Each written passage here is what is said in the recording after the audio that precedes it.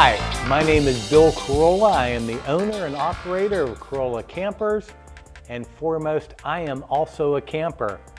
Welcome to the Big Little Podcast, and I am your host.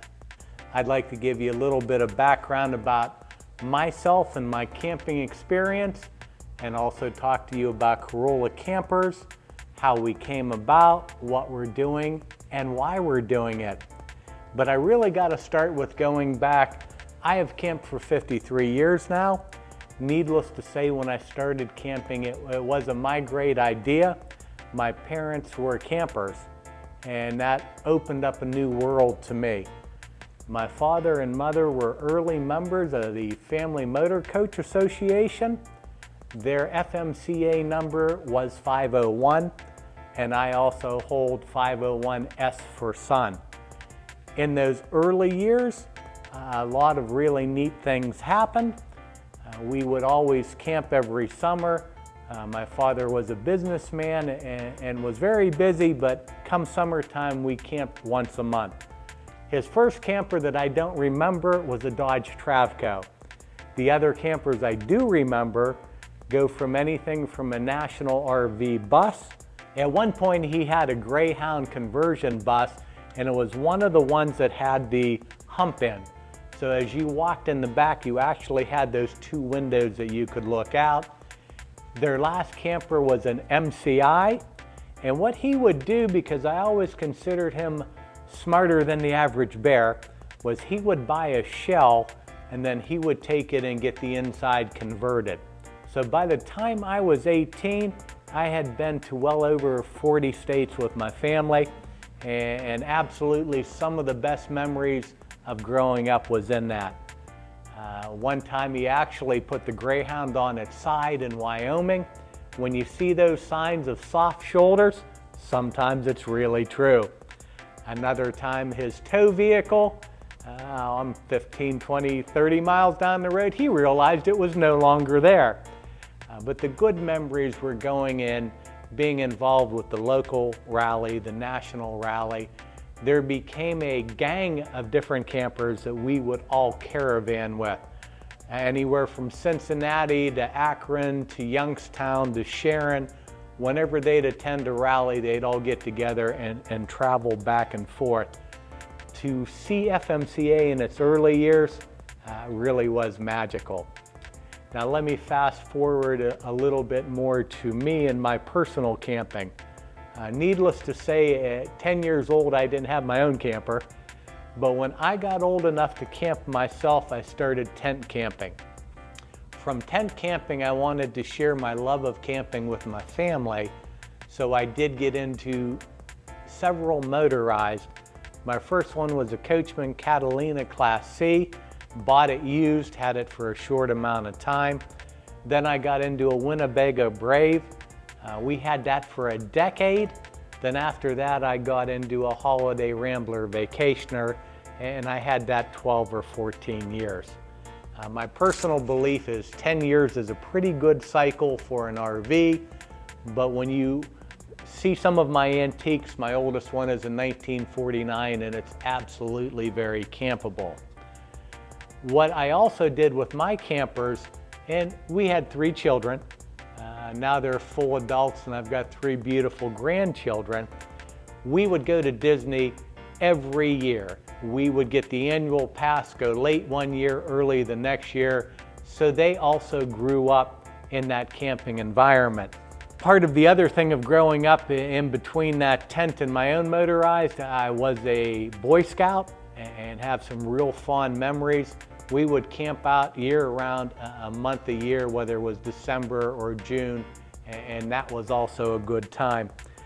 Some of these groups, and I'd like to go into this in a little more detail in a different episode. FMCA, you have your Holiday Rambler Vacationers, you have your A-Liner owner group, you have your Tin Can Tourist. These are where you could really enjoy your camper and meet others in the lifestyle. As far as modern campers, and then I'll get into the business and why we're here, I have had an A-Liner Classic, was my first modern one. A-Liner custom built that for me. I had a Cerro Scotty pup, which we were also involved for 7 years in the manufacture. We have an A-Liner Expedition, and our current modern one is an R-Pod 180. And for my wife Carrie and I, it is absolutely a perfect camper, but what makes a perfect camper for me may not make a perfect camper for you. The other thing I do want to throw out here shortly, and will absolutely be in an upcoming episode, is I also am a very big fan of antique campers, and I quit counting at 12, and come this summer we're going to pull them into the back here and we'll shoot an episode with them. Anything from my 49 tiny home to half a dozen Scotties to a high-low to a Shasta. It is just a neat collection. Why do I say all this? Because I want to give you some background of who I am and what I do, and what it is I'm a camper. That is the number one thing I want you to take out of this with me. I am a camper, grew up a camper, have been a camper, currently a camper, and God willing, I will maintain being a camper. So now let's get into the second part of the first podcast. We are Kerola campers, and what is that? In my early 40s, I had a unique opportunity to be able to do anything I wanted to do. And I really had to do some soul searching. And what I came out with, I wanted to be in the camping business. Love these things, have always been fascinated with them.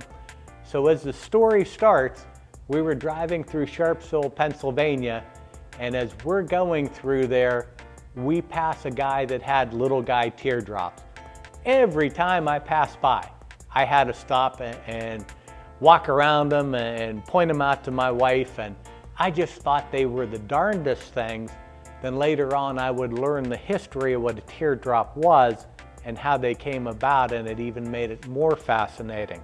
So I talked to the guy that had the franchise and offered to buy the franchise off him. He was very open to it. He had also had a motorcycle store. So I started this business by purchasing a little guy franchise, and then I rented an office actually about a quarter mile from where we are now. When it became time that this is going to go beyond a hobby, this was going to be a second career, we came and bought a property off of Route 18 in Transfer. That property was an abandoned mobile home park, and I gotta be honest, my wife thought I was toys in the attic crazy when I bought it. There was just debris. You couldn't drive in here 50 feet without just mounds of garbage. There were at least 10 abandoned trailers in place. They were abandoned to the point of, I'm going to say they were the 1950s because they had round windows in. And when the folks who were living here took out the garbage, they opened the front door and dropped the garbage. So we did a pretty large reclamation here, but in my mind from day one, it was always what it is now. I could see this being here and being our business. The building itself is a Morton building, and we have survived a direct microburst, some other intense storms, with very, very little damage to the building, so I think I chose right.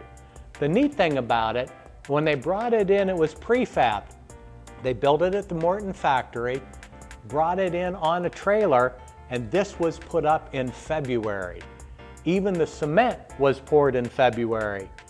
This was also before they changed how they did it, and I believe it's every 3 or 4 foot. There's a beam that goes into the cement, and there's metal V's cemented in the floor all around the perimeter. Originally, we had this building and a small lot. Our second expansion was we built behind here. We put in a shop that is a 2-bay shop. I've got a really great mechanic. We're able to take on all repairs, except I do not do body repairs. I'm just not set up to do them. From adding the second building, the third side lot became available, and it was an old strip mall. And when I'm talking old, old. So we bought the property, we knocked it down, we expanded our side lot. Right now we're celebrating our 17th year. Another fun fact, in the back of here we have a family campground. That family campground has 6 pads, 10 30 amp electrical services, and we do have a dedicated kitchen with its own 100 amp service, and we will feature it in other episodes. So hopefully I've not been too stuffy or too boring, but what is Kerola Campers? We are. It's the people that are here. I'm here, my daughter is my general manager, and she is much sharper than I am. I'm pretty fortunate to have her. We have another gal inside that's also a salesperson, one dedicated mechanic. We're little, we're a family business. What's the benefit of that? Why would you come to me instead of a big box store? Well, you could actually get to me here. I have dealt with the big box stores before, and what I wanted is to be different. I wanted someone to be able to come here and know that they mattered. Each and every customer of ours matters to us. We're not just here when we sell it to you, we're here a year later, we're here 10 years later. We are open year round, and not only am I a camper, Kelly's a camper, Jenny is camped. We have Mark in the shop, he's also a camper. So when you're getting us, what you're getting are people that actually camp and enjoy doing what we do. So what I'm going to say is come along for the ride with us. If you have any questions, call us. If you want to come here anytime. We'll show you what we have. If you have questions about other brands, I do try to stay knowledgeable of what's out there in the industry. The most important thing is we want to get you in a camper that's right for you. There's no sense in us getting you in a camper just to get you in a camper, but we want to learn how are you going to use it? How many people? There's a big difference in a recommendation if you're going to say, Bill, we're going to camp in a 10-mile radius every week. And I do know people that do that. Or if you're going to say, hey, we're going to be seasonal. We want to head down south in December and come back in April. That will make a big difference. And of course, what you can tow makes a difference. We have a host of vehicles and campers that can handle 3,500 pound cars, Jeeps, vans. We also have the big boy ones here that are up to 38 foot. So whatever you're looking for, we've got you covered. And every brand we carry, we have been to the factory. I can tell you how they're built. We stay up on the changes. We can make recommendations, and we can get you going down the road in something that you're going to enjoy. Thanks for joining me. I look forward to having our next podcast, and I'll also try to bring someone else so you're just not bored by me. So in one of my favorite sayings, happy camping.